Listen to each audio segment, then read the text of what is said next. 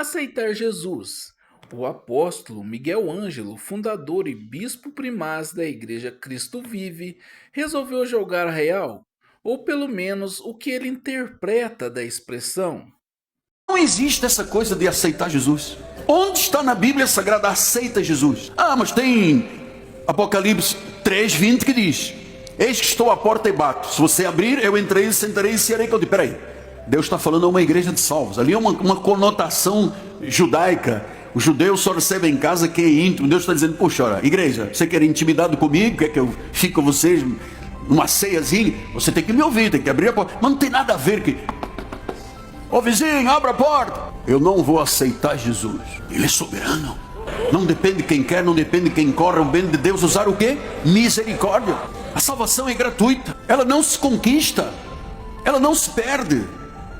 Uma vez salvo, salvo para sempre. Não fui eu que conquistei a minha salvação, foi Deus que me salvou. Eu também não posso perder, é Ele quem garante. Jamais apagarei o teu nome do livro da vida. Pelo contrário, eu o confessarei diante do Pai.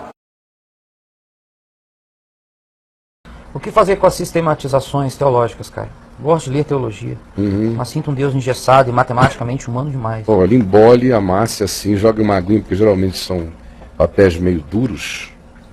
Joga uma aguinha para umedecer, dá para limpar boas partes do corpo. Cara. Dá para fazer boas asepsias. Tem que estar molhadinho. Né? Molhadinho, porque se passar duro não recolhe, jacaré espalha, do seco não anda. Espalha, mas molhadinho ele ganha absorção, aquele papel. Aí dá para você utilizar em muitas coisas, dá para limpar áreas nobres, que a gente guarda e protege com muito maior cuidado. É bom limpar com um bom texto de teologia sistemática. Aqui, ó. Matematicamente humano demais. Aí ele lança: estou errado? Quando digo que Jesus é a chave hermenêutica da Bíblia, os olhares me veem como se eu fosse um herege. Fale um pouco sobre isso, me esclareça, Caio. Um beijo. Bom, acabei de falar, né? Teologia sistemática é o caminho da heresia, é a determinação de um homem de construir a sua própria edificação de pensamento. Por isso que é sistemática, como eu expliquei aqui anteriormente. E Jesus ser tudo, e você dizer em algum ambiente cristão que Jesus é a chave hermenêutica que explica e abre a Escritura, e que Cristo é tudo, e deixar todo mundo olhando para você como um herege, você veja como esta instituição que está aí está totalmente divorciada de Jesus, e como Jesus não tem valor nenhum para ela, a não ser o valor de ser uma cerejinha no bolo das construções pré-determinadas pelos engenheiros teológicos dessas edificações falaciosas. Agora, cara, quem se propõe a seguir Jesus e não está preparado a se chamar de herege, vai ter que repensar a sua escolha, porque isso é praticamente inevitável diante do cristianismo. Não estou me referindo a uma igreja específica, não.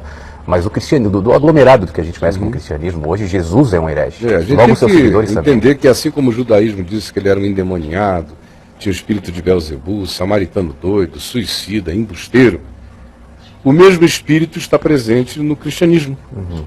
De modo que o cristianismo não reage à nomenclatura de Jesus, de Cristo. Pode até dizer Jesus Cristo é o Senhor, que não significa nada. Porque quando você começa a dizer quem é Jesus e começa a anunciar o ensino de Jesus sobre a vida na mesma hora, você vai ver que eles não aceitaram Jesus. Na mesma hora você descobre que esse negócio de levante a mão e aceite a Jesus é apenas para fazer as pessoas aceitarem o Cristo da religião sem aceitarem o Jesus Cristo de Deus. Levante a mão e se alice ao nosso sistema de poder, porque é isso que virou o cristianismo. De poder e de condicionamento. Porque aceitar Jesus é aceitar Jesus.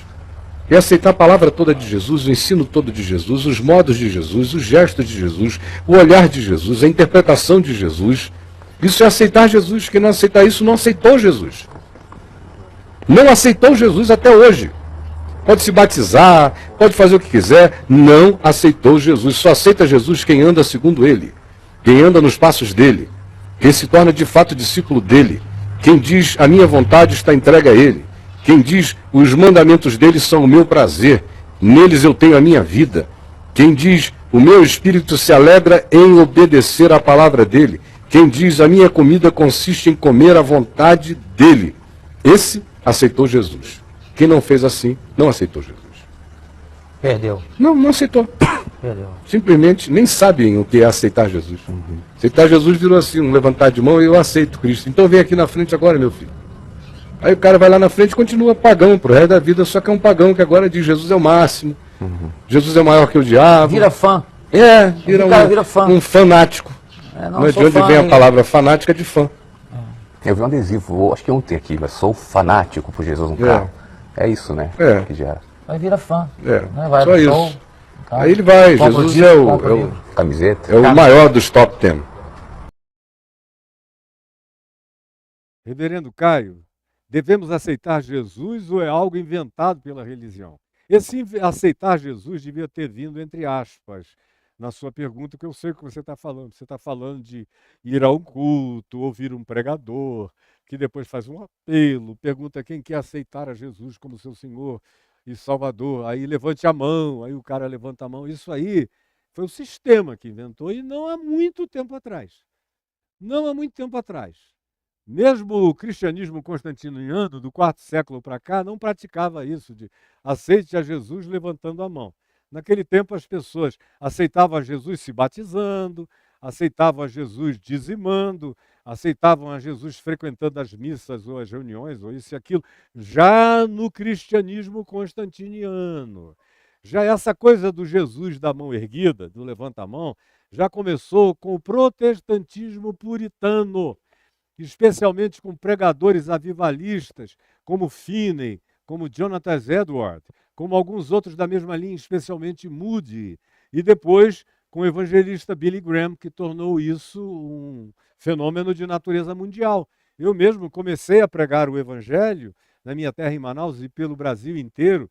No mundo já não, no mundo, logo quando eu comecei a viajar pelo mundo todo pregando o evangelho, eu vi que esse era um negócio demodé, que estava presente ainda apenas aqui na América Latina, no Brasil e na África, em alguns lugares nos Estados Unidos. Mas, logo eu olhei e falei, não, por que eu estou fazendo isso? Eu quero é pregar o evangelho, porque aceitar a Jesus não é levantar a mão, é abrir o coração, é acolher o evangelho, como Paulo disse em Romanos, o evangelho é para ser acolhido em obediência de fé em fé por todo aquele que crê.